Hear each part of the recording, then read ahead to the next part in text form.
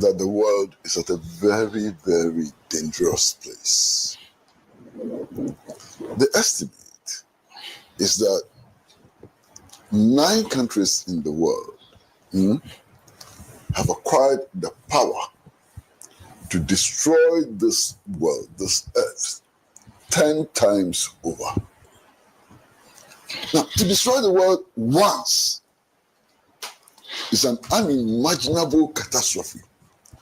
But to destroy it 10 times over, I don't know how to describe it.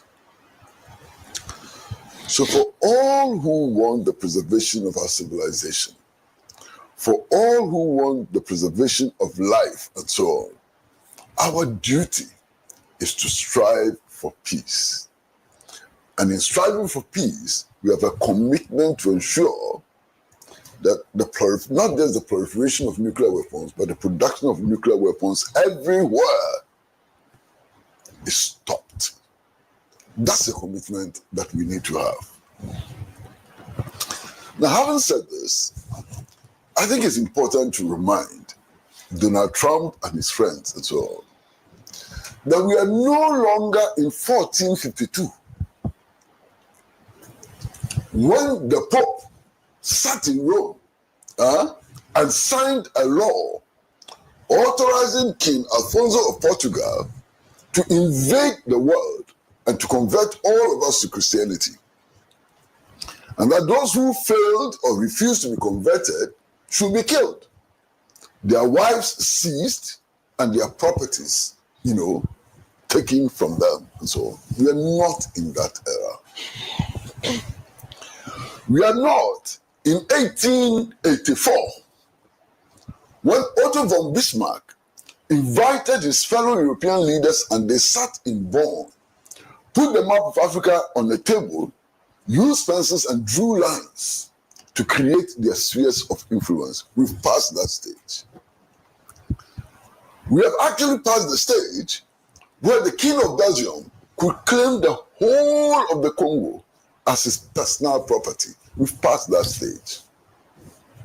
And we've certainly passed 1948, when Lord Balfour cut Palestine into 2 and gave part of Palestine for the establishment of the State of Israel.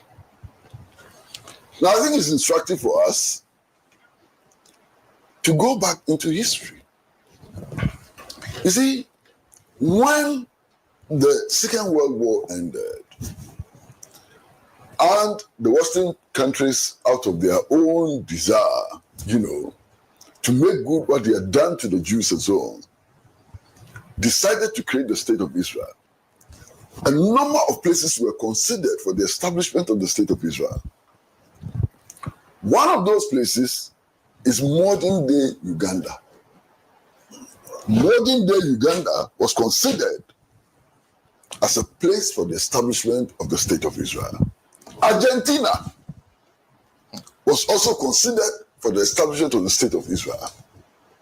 And then eventually, they decided, because the British had mandate over Palestine, to give part of Palestine for the establishment of the State of Israel. Now, this history must not be lost on us. It's a very important history. This is the history that belies the claim that Palestine is land which was bequeathed to the Zionists by God. What about Uganda? What about Argentina and so on? This history is a history that we ought to remember. Now, what we are discussing today is not just the attack on Iran by an apartheid occupationist force. That's what we are discussing. We are discussing the whole architecture of West Asia and the Middle East.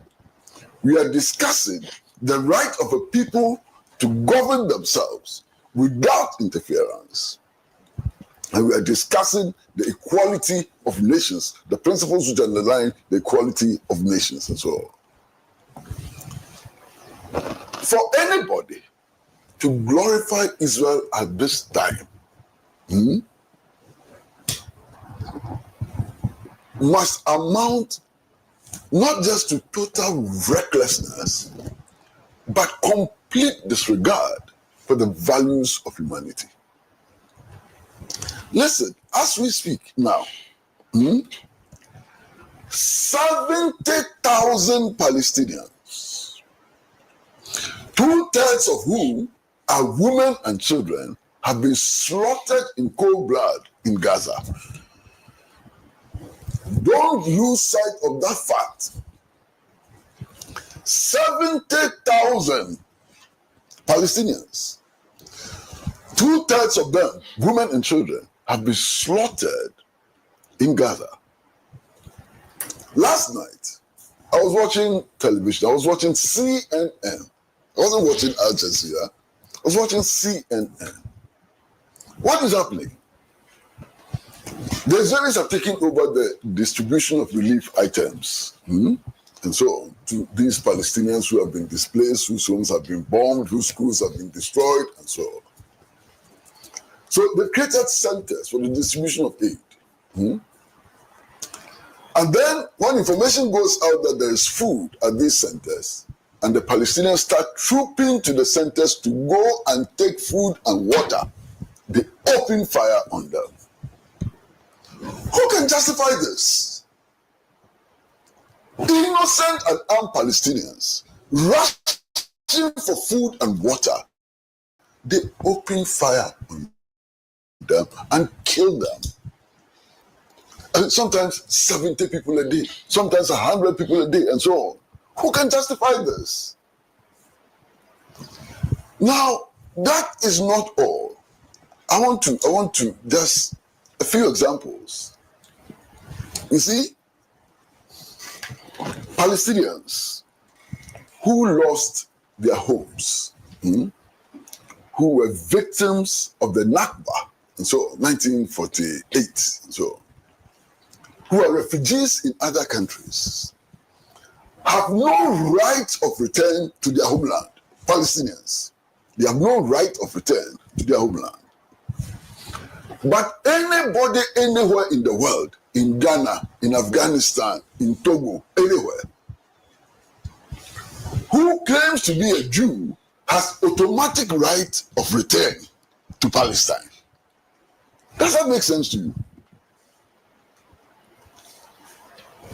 That Palestinians who are exiled as a result of Nakba and so on are not allowed to return to their homeland.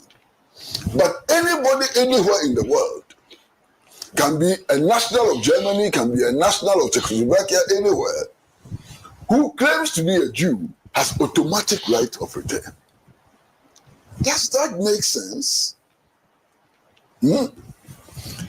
Now, we are talking about the possibility, and here we are talking about the possibility of Iran making a nuclear bomb, producing a nuclear bomb. Possibility. Because even the Israeli Prime Minister himself says that Iran is only a few months, sometimes it's a few weeks away from producing a bomb. That's what he says. That's the allegation. Okay. Now, be that as it may, Iran has signed the Non-Proliferation Treaty. Iran's nuclear facilities are subject to inspection by the International Atomic Energy Agency. They are inspecting Iran's, nuclear facility and so on. They are inspecting it on a constant basis. They issue reports on a regular basis and so on. They haven't produced a nuclear weapon yet. Israel admits that they haven't produced a nuclear weapon yet. Israel has produced a nuclear weapon, has not signed the Non-Proliferation Treaty. And if you remember, in the late 1960s or 1970s, an Israeli who was working on the nuclear facility actually disclosed to the world what Israel was doing. You remember? You will remember. He was arrested, imprisoned, put in solitary confinement, and so on. After so many years, he was released. The first time he granted an interview, he was locked back in. This is an Israeli citizen. Okay? Israeli citizen. In fact, the estimates now, the last time I checked last night, the estimates now that Israel has 90 nuclear warheads. 90, not one. 90 nuclear bombs. The last time I checked, yesterday, 90. Iran has none. Now, if you're looking for an irresponsible state in the Middle East, is it Iran or is it Israel? The record of Israel is there for everybody. The United Nations, not me, not Iran, not Palestine. The United Nations has declared Israel as an apartheid state. Apartheid state. What does that mean? Simply put, it means that Israel has separate laws which govern the life of Israelis and separate laws which govern the lives of Arabs, even Israeli Arabs. Yes, it is an apartheid state. It's a racist state. Now, it is significant, and again, I checked yesterday, and you can Google now, that 70% of Israeli citizens are opposed to the war in Gaza. 70%. 70% of Israeli citizens are opposed to the war. Okay? So, for those of you who like to talk about democracy and how Israel is a democratic state and so on, when 70% of the population is opposed to the war in Gaza, and the government is doing what it's doing against the will of the people, how is that democratic? How is that a democratic state? I cannot understand. Now, statements made by Israeli officials themselves are very clear on this matter. You know, the Israeli Minister of Defense, 2 days ago, granted an interview in which he said that the spiritual leader of Iran has lost his right to exist. I'm sure you're all familiar with that. That he has no right to exist. Which in other words means that he must be assassinated. Okay. The Israeli Prime Minister was asked on Israeli national television his reaction to what his defense minister has said. The Israeli Prime Minister's response was that nobody, no Iranian, must be granted immunity from death.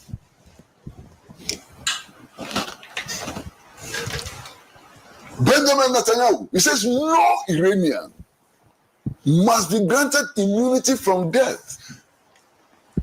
I mean, if this is not a declaration of genocidal intent, what else can be a declaration of genocidal intent? That 90 million people should be wiped out. This is Benjamin Netanyahu's own words and so on. Now, for me, one of the other most interesting things is simply the fact that the Iranian nuclear program was started by the United States of America. The technology, the equipment, everything was provided by the United States of America when the Shah was in charge. Okay? So America's objection to Iran producing nuclear power and so on is not because there's any problem with the production of nuclear power, but who is in charge? They don't like who is in charge. If the Shah were there, America would have had no problem because America started that project. Okay? Now, I have had the privilege of visiting Iran many times. You understand? And I'm quite sure that my brother here, the Honorable Member of Parliament, perhaps has not visited Iran. I mean, I can say on authority that I know most parts of Iran like the back of my hand. And his description of the situation in Iran is a far cry from the reality in Iran. You see, Western analysts and so on make a lot of noise about the discrimination of women in Iran. Now, when they talk about the discrimination of women in Iran, what are they talking about? They are saying that Iranian women are not free to walk about without veils. If Allah tell me, that's the main argument that they make. Now, anybody who has been to Iran or anybody who has encountered Iranian women would know, unlike other places in the Middle East and West Asia and so on, Iranian women wear their scarves halfway. You know, the scarf starts from somewhere here and goes back and so on. So their front is normally revealed. It is very rare to find Iranian women who are fully covered. But me, that's not even the issue. You understand? The issue is this. Today in Iran, more women graduate from the universities than men. How many countries in the world have more women graduating from the universities than men? Is that not also about human rights? Who has access to education and so on? Is that not a human right, issue and so on? Not just that. The first woman ever to win the Nobel Prize for mathematics was who? An Iranian woman. Okay? So you counterbalance that with the condition of women in the United States of America and the condition of women in France and the condition of women in Britain. And if you're a Ghanaian woman, which one would you accept? That you are free to leave your hair and you are denied access to education, that you are free to leave your hair and you are denied access to employment, you are free to leave your hair uncovered, and is discriminated against when it comes to appointments and so on. So you weigh the two. I would prefer a situation where women enjoy all the rights that women ought to enjoy. But those who criticize Iran for discrimination against women have no such right, because the condition of women in their countries are far worse than the condition of women in Iran. And I think that this point must be amplified very, very clearly. Now, there's something which just beats me completely. Israel claims that has launched this war to destroy Iran's capacity for producing a nuclear bomb. That's the claim. Not so. So Israel launches the war, and the second day after launching the war, admits that it has no capacity. Israel admits that it has no capacity to destroy Iran's nuclear facility. And that the only country which can destroy Iran's nuclear facility is the United States of America. And then he starts appealing to the US to join them. Wow. Massa, they themselves are claiming that they launched the war to stop Iran from developing the capacity. They have launched the war finish, so they launched the war finish. Then they tell us, we don't have that capacity. If America doesn't come to our aid, we will not be able to achieve that objective. What does that tell you? Massa, what does that tell you? What that tells you simply is that this is a reckless adventure. Complete reckless adventure. Okay? Now, if you watch the United States under Trump is using Israel Israel's attack on Iran as a bargaining chip. Israel go and attack them, weaken them, so that they will come to the negotiation table. That's all. What does the US want from the negotiating table? That is even confused. First, the United States of America and its Western allies sat down with Iran and negotiated the JCPOA. You understand? They negotiated it. All of them, with their nuclear experts, the international relations experts, and so on, sat with Iran and agreed that this agreement, we believe, will not make it possible for you to declare to develop nuclear weapons and to use it recklessly and so on. They all agreed. They signed the agreement, the JCPOA agreement. They signed. When they finished, and Donald Trump became president, Donald Trump alone then decided that the agreement should be cancelled. The Western countries were not happy with Donald Trump because they believed that that was the best frame which could be created and so on. So between the United States and the Western countries, there was a gulf. Okay. Then Joe Biden came to power and so on. And somehow he didn't have the nerve to reverse the Donald Trump situation, and it persisted and so on. And then Donald Trump came back to power. Donald Trump comes to power and says, we still want to negotiate. The Iranians said, no problem, let's negotiate. They started negotiations. They have had 4 rounds of negotiations. Israel attacked on Friday or Saturday. The next round of negotiations was to take place on Sunday to seal the deal. They have been talking about what to do, the framework to have for Iran's development of nuclear energy and so on. One day more to the conclusion of the talks, Israel attacks. Who can justify this? Who in his right mind or her right mind can justify this attack? One day before the negotiations are concluded. So clearly this attack was intended to destroy the possibility of an agreement.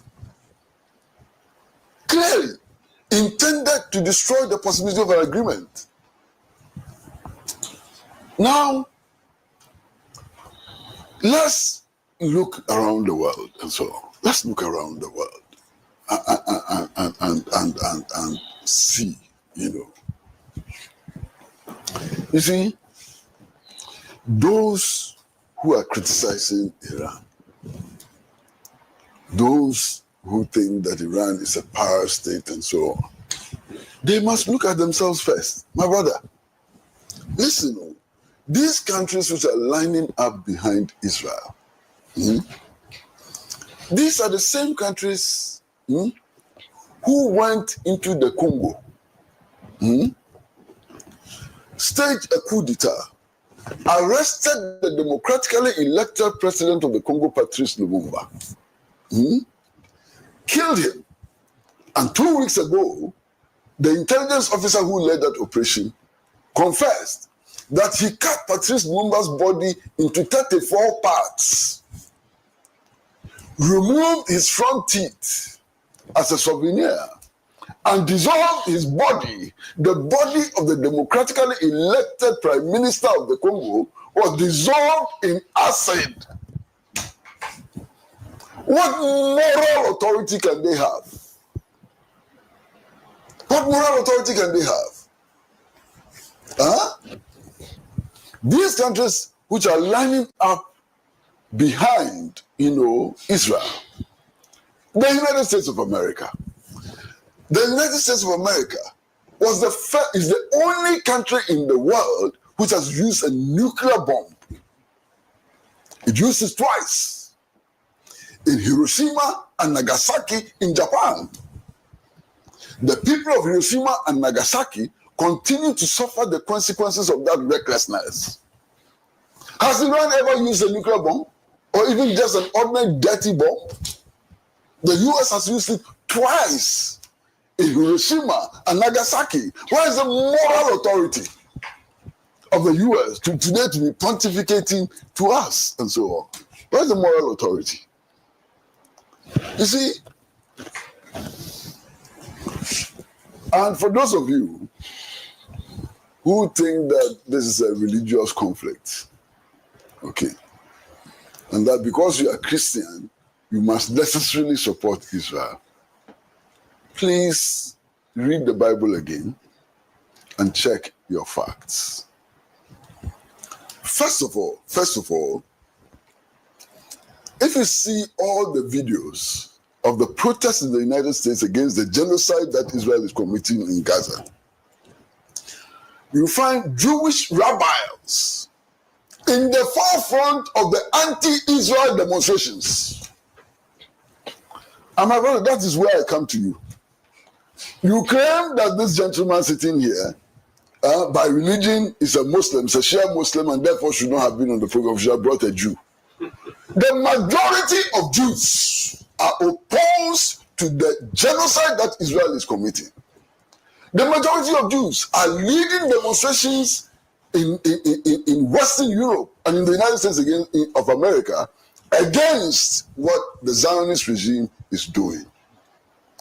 So there's no guarantee that if you bring a Jew here, he will say anything different from what any one of us is saying. There's no such guarantee.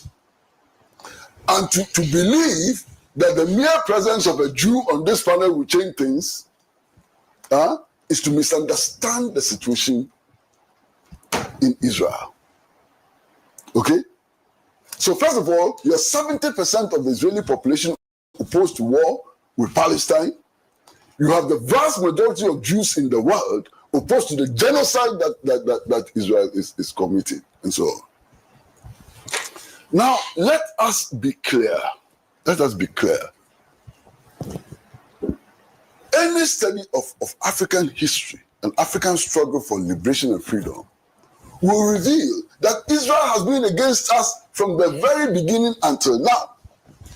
The Israeli intelligence agency was a collaborator of the apartheid intelligence agency in South Africa. In fact, the arrest of Nelson Mandela was coordinated between apartheid intelligence, the US intelligence, and Israeli intelligence. No doubt at all about that. 3 days ago, videos came out of Israelis running into the bomb shelters. And I'm sure that perhaps all of you have seen those videos. Black people who live in Israel, who were also running into the shelters to protect their lives, were prevented from entering the shelters. They were prevented from entering the shelters. So if you're an African, and you want to support what is happening in Israel, something must be wrong with you. 20 years ago, a story emerged of a gentleman, a child actually from Ethiopia, a Falang, what they call them, who had died in Israel. And they could not find a burial place for him because he was black.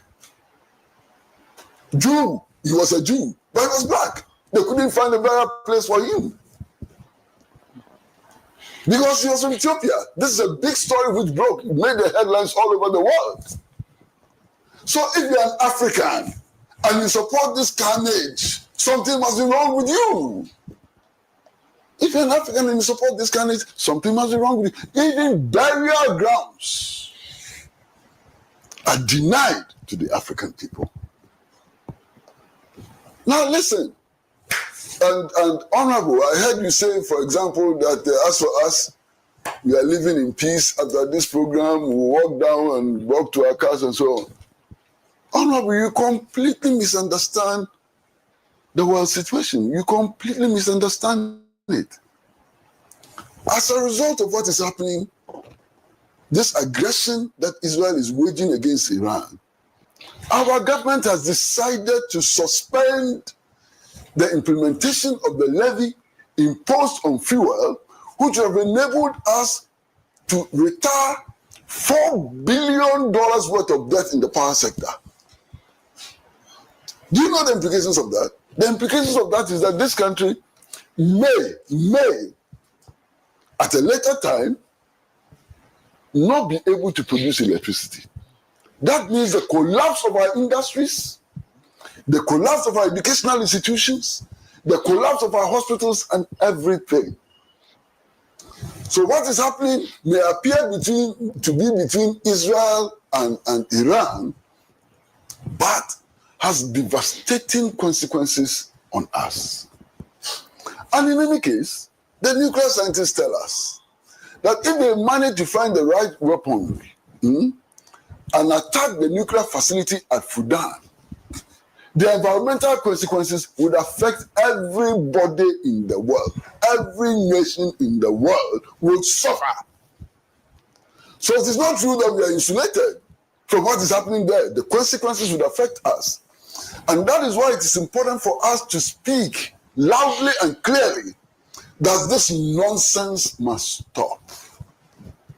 That no nation is superior. That the sovereignty of one nation is not inferior to the sovereignty of another nation, and so on. We must insist upon that. Now, you see, people talk about the right of Israel to exist, and so on.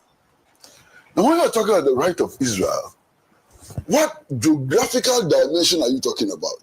Which country is Israel? Israel is the only country in the world which has no fixed borders. You want to challenge that? The only country in the world which has no fixed borders. Every day, every week, every month, every year, it keeps expanding its borders. You understand? So when you are talking about the state of Israel, what is that geographic entity you are referring to? Because as we speak, the Israelis have a plan to annex part of Gaza and add to their territory. As we speak. And this whole thing that is happening in Ghana is about the annexation of more land. Clear, they've said that clearly, they want more land to expand the state of Israel. You understand? Is this something which we should accept? Look, Israel has killed more journalists than have been killed in any war in history. That's also a fact. That's a fact. They've killed more journalists than have been killed in any war in history. They deliberately attack journalists and kill them. And the impunity. And they do it, they don't even hide. They do it so openly and so on. You see, for those of you who support this Zionist regime and so on, I mean, I can't help but pity you. Last week, did you read the statement which was made by the Israeli ambassador in Ghana? How did you feel when you read that statement? Has no respect for our government. Honorable, he has no respect for your government. He has no respect for your president. The Israeli ambassador to Ghana actually calls the press and tells the press that he's disappointed in the government of Ghana. He's disappointed in the government of Ghana. What is the basis of his disappointment? One, that our government pursues a non-aligned policy. And as far as the Israeli ambassador is concerned, Ghana should not be a non-aligned state. And that Ghana should defy the non-aligned movement. What effrontery. He doesn't end there. This Israeli ambassador says that he knows that Ghana belongs to the African Union. But we should not listen to the African Union. We should break ranks to the African Union. What impunity?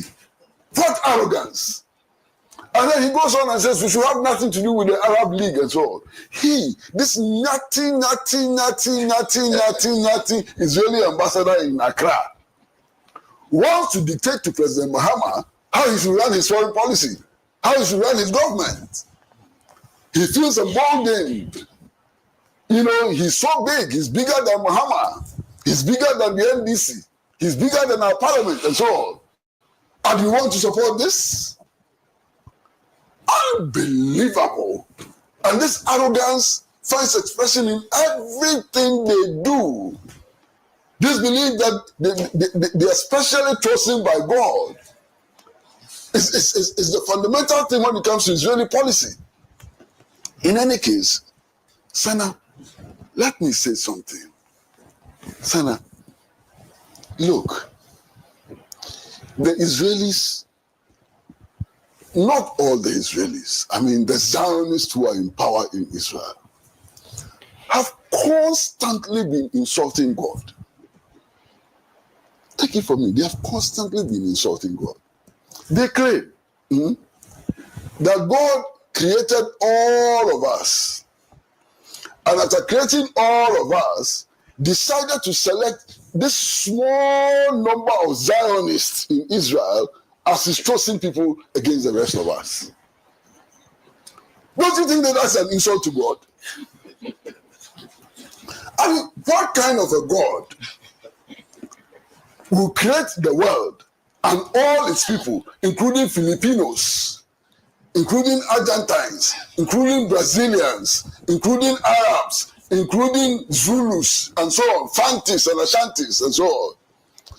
And after creating this beautiful mosaic of people and so on, decide that I will support only a small number of them, less than 10 million of them. They are the people I will support against the rest. What kind of God is that?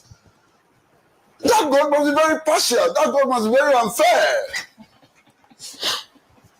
So if you believe in this theory of the chosen people, that is how you think. If you believe in this theory of the chosen people, you are insulting God. You think that God is partial, God is not fair, and so on. Think about it. In any case, all those of you who every now and then want to go to Israel for religious pilgrimage and so on, Senna, do you know the birthplace of Jesus, where Jesus was actually born? Do you know that it is not in the modern day Israel? It's in Palestine. So Jesus was Palestinian. Jesus the Christ was Palestinian. He was not an Israeli, he was Palestinian. You understand? Not just that. The Church of Nativity, that is the church which was built on the manger where Jesus was born. It's in Palestine. Do you know something? Pope Francis, before he died, the Pope who recently died, was on telephone call on a daily basis with Gaza. Go and check. Expressing his solidarity with Gaza and so on. Why? There are more Christians in Palestine than there are in Israel. More Palestinians are Christian than Israelis are. This is a fact. You understand? And indeed, there are a lot more Muslims who are citizens of Israel. So this whole confusion and so on, where is it coming from? It comes from ignorance. Ignorance of the facts. Ignorance of religion. Those who read the Bible upside down, they read the Bible upside down and come to all kinds of unrealistic conclusions and so on. But you see, now we don't have all day. We don't have all day. So let me say that war has consequences. And one of the consequences of war is untold suffering, usually for the vulnerable, not the powerful people, not the people in power. You understand? One of war's consequences is suffering of the vulnerable people in our societies and so on. So, to the extent that it is possible, we must do everything possible to avert war. This particular war has been said by the Secretary General of the United Nations, has been said by all the prominent leaders of the world, can lead to a thermonuclear third world war. whose consequences will be felt by everybody in the world. This particular reckless war that Israel has started can lead to a thermonuclear third world war. This war has already started affecting our pockets and our well-being and so on. Sure. We must do everything possible to bring this war to an end as quickly as possible. And the way to do that is to call a spade a spade. The way to do that is to organize massive solidarity with the victims of this aggression. The way to do that is to end Israeli aggression everywhere. The way to do that is to struggle for the restoration of the rights of the Palestinian people. The way to do that is to support the two-state solution that the whole world, including the United Nations, agrees is the way forward. Now listen, why? Yasser Arafat and Yitzhak Rabin sat down and to the displeasure of many people and so on, signed the Oslo Accord, which guaranteed the establishment of an independent state of Israel with security guarantees, alongside the establishment of an independent state of Palestine with security guarantees and so on.